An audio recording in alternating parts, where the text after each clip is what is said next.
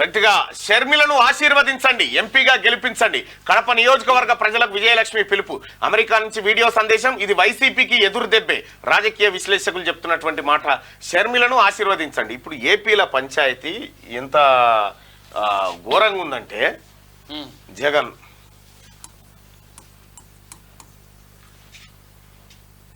షర్మిల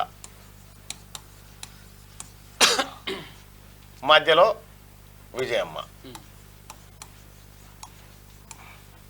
ఇటు కొడుకు దిక్కుపోవన్నా ఇటు బిడ్డ దిక్కుపోవన్నా ఏం అర్థం కాకుండా అతలాకుతలం అవుతా ఉంది. షర్మిల గారే ఇప్పుడు కడప ఎంపీగా పోటీ చేస్తున్నారు కాంగ్రెస్ పార్టీ నుంచి. ఇక్కడ ఈయననేమో పులివెందుల నుంచి ఎమ్మెల్యే.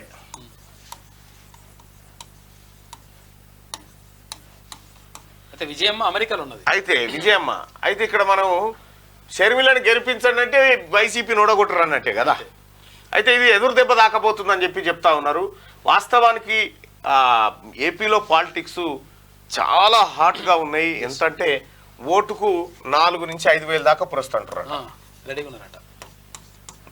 4 నుంచి 5 వేలు నడుస్తుందట ఓటుకు ఏపీలో. ఇంత కాస్ట్లీ ఎలక్షన్ అయిపోయిన తర్వాత ఈ ఏం ఎన్నికలు ఏం కథ, ఎక్కడ చూసినా ఇదే జరుగుతా ఉంది.